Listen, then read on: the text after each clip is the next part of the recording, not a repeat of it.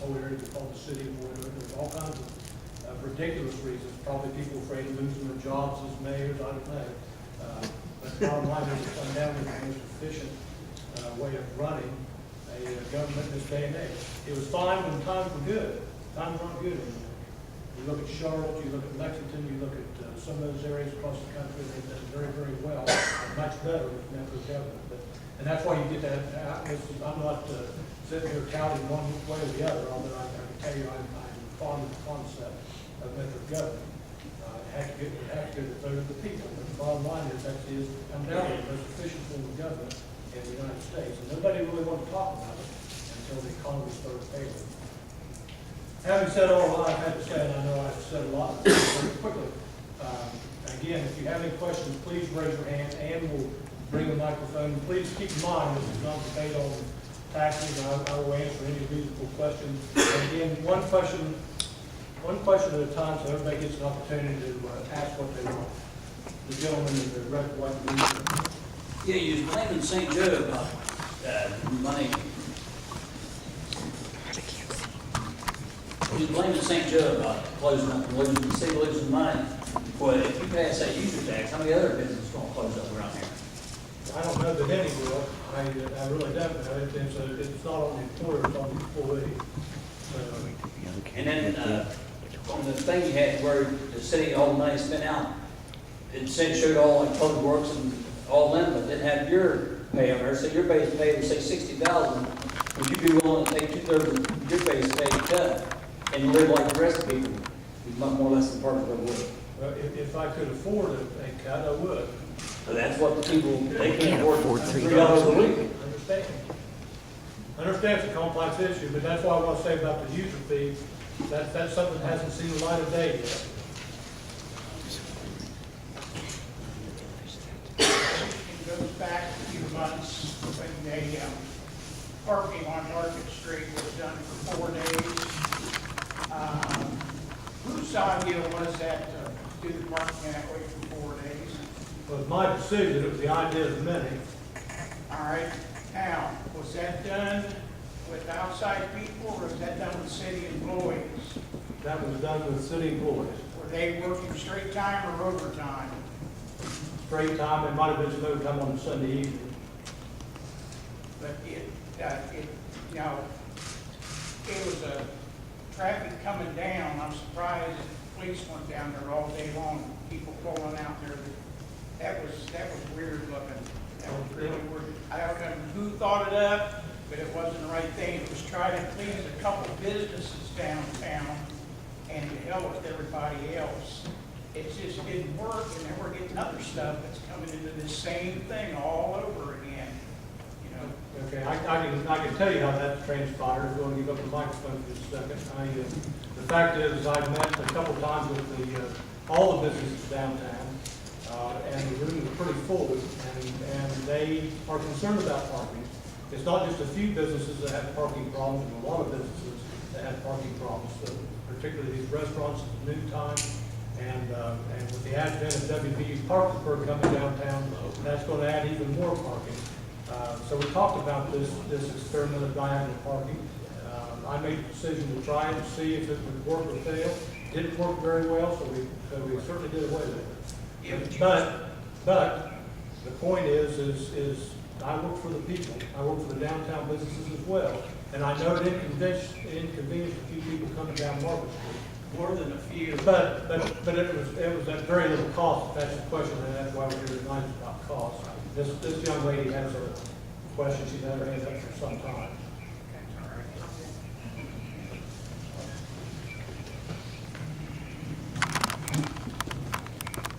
I have a two-part question. Isn't it true that you got a $10,000 pay raise?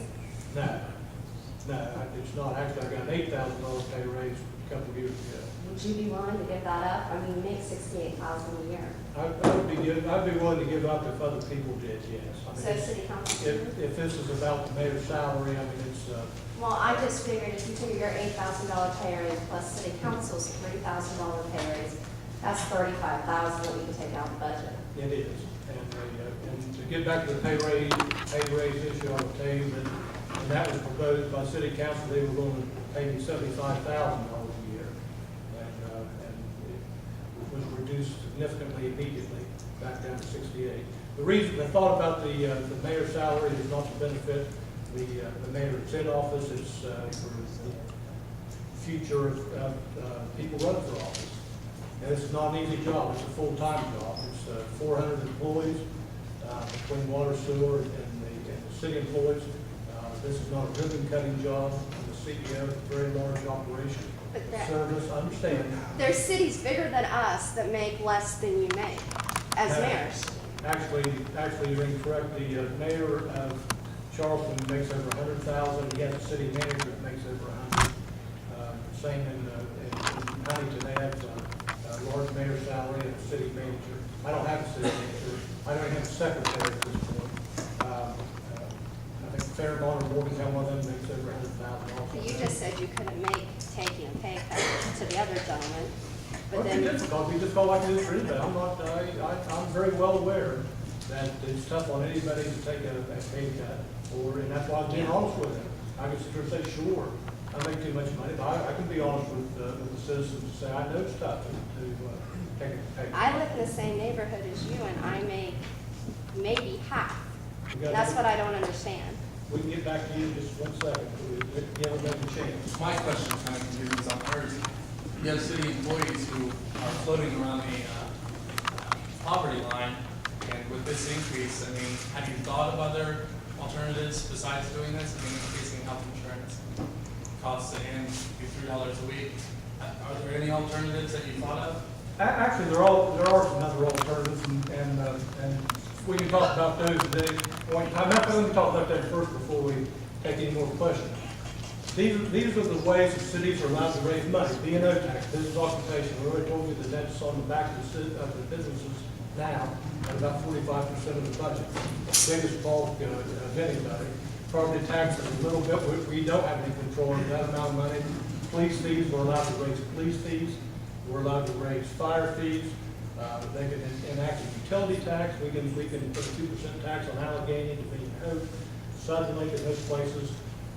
But what you will see is the same thing you see now when they are taxed B&O tax. They pass it on as a municipal fee to the bottom of the bill. You end up paying that 2%. That's why that's not as palpable to the city council as user fee. The user service fee is in the way. And is it popular? No, it's not popular at all. It's not popular for a lot of reasons in my mind. The fact is just what you were getting ready to say. You make a much lower wage, and you'll be paying $3 just like somebody who makes, like a doctor making $200 a year. The problem is by law, this is all we're limited to by legislation. And I'll be more than happy to have the backing of the citizens talking to the state senators and delegates about the tax structure and what cities are allowed to do. But right now, this is it. This is it by law. This is it. This is all council is allowed to do. Until something changes in Charleston, that will be the alternative. I don't think I need a mic. I got one question, and I want to have a request for you to read a letter from the city of Huntington. Okay. I just want you to read paragraph 1, and I think it'll clear a lot of things up here tonight. You say the city has hurt a lot on money. You know, everybody's down and out. The economy's hurting everybody. I'm not going to ask you to take a pay cut because we're like everybody else. We're underfed, overworked, and underpaid. But why can't the city fund your police cruisers? Look at the money you can save. One police cruiser, I did this approximately, he spends $1,320 a year in gas and oil just going from his home, mineral well, back to the city of Parkersburg. Could you save that just to come to the park and use your own routes? And then, the request, I want you to read this paragraph. I do work in the city of Huntington. I want you to read that, please. As far as